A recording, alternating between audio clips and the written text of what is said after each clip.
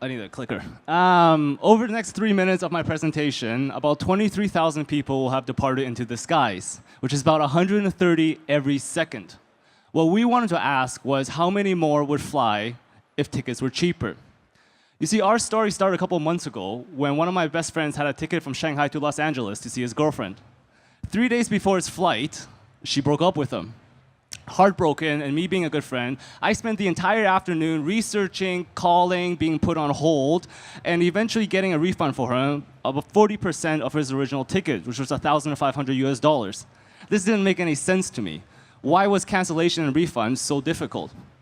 And it made me wonder, if a P2P resale platform for flight tickets existed, what would it actually look like? Well, the good news is we're actually currently building that. And it would look a lot like an eBay built within Expedia. How it works would be this. When you buy the original ticket through us, we pay the airline and we have the ticket.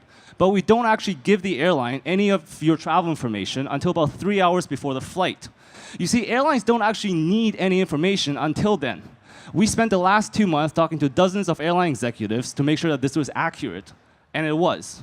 And if you don't believe me, let me give you a simple example. If you and I both went to the Hong Kong airport right now and booked the next ticket out of Hong Kong, nobody, not the airline or the airport, would have any of your information until about 90 minutes before the flight, which means that nobody actually needs it until then.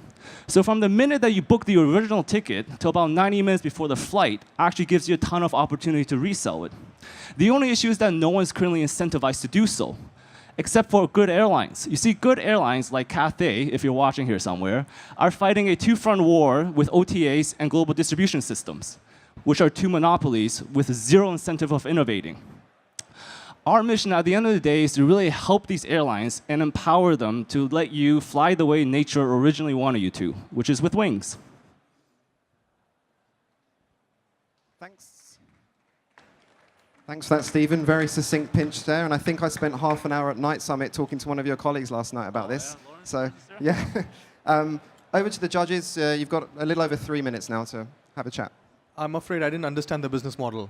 So how are you going to make money? Who are you going to sell to? I thought you were selling to airlines, but when you said Expedia with wings or something, I thought you were selling is it B2C or B2B? And so it's definitely B2C. So what we would do is we're on the surface, we're like any other booking site, right? But we wouldn't give any of the travel information to the airline until later. Because our business model is different, we're allowed to charge a much lower fee compared to what airlines are being charged currently. So Expedia and Booking, which is over there, currently charge about 8 to 15% off every ticket, which is a huge margin to the airline. We'd be able to drop that margin down to about 2% because we would make additional margins on resale. In addition, we would have a SaaS model targeting businesses. So businesses like SAP, which we're currently talking to in Shanghai, obviously have a lot of people flying every month, and that's a huge burden of cost to them. You know, by giving them a better liquidating option, it would save a lot of money for them. And what market share plans? What does the next 2, 3, 5 years look like? What is the size of the prize? Right, so this is a 50-year model for us, actually. And to begin with, this doesn't exist anywhere, which is why we really had to spend a lot of time figuring out that this was, one, legal, and two, technologically possible. You know, the airline industry is not a very innovative industry, nor is it a very transparent industry. You know, it was really difficult to get executives to actually talk to us about this. How far along are you in developing the product? So we're raising currently about a seed round of $300,000, mostly from angels and people who have contacts in airlines.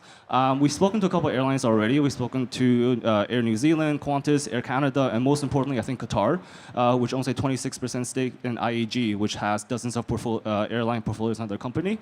So once again, we've really vetted the idea. We've done all the design work for the actual product. We're probably looking to start development in August and hopefully launch this around November.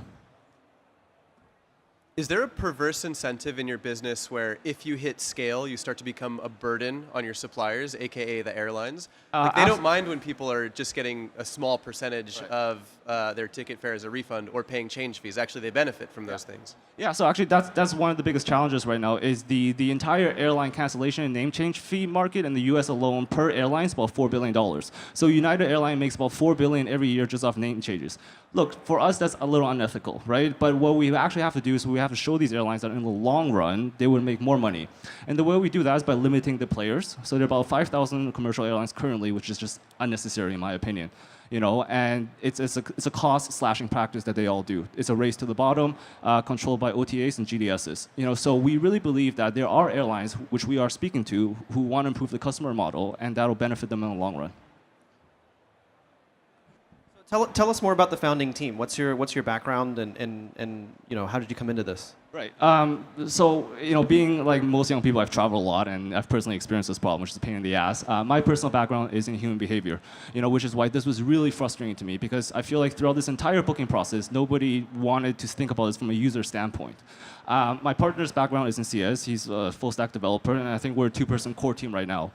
Our team and our culture is what really matters to us, so we don't want to let anybody in that isn't in this for the long haul. We're probably looking to expand to a team of 4. Like I said, we just started fundraising. It's gone actually incredibly well, and we're looking to spend some of the money over the next 2 months and build a team. Great. Thanks, Stephen from Wings, and thanks to the judges there for some great questions.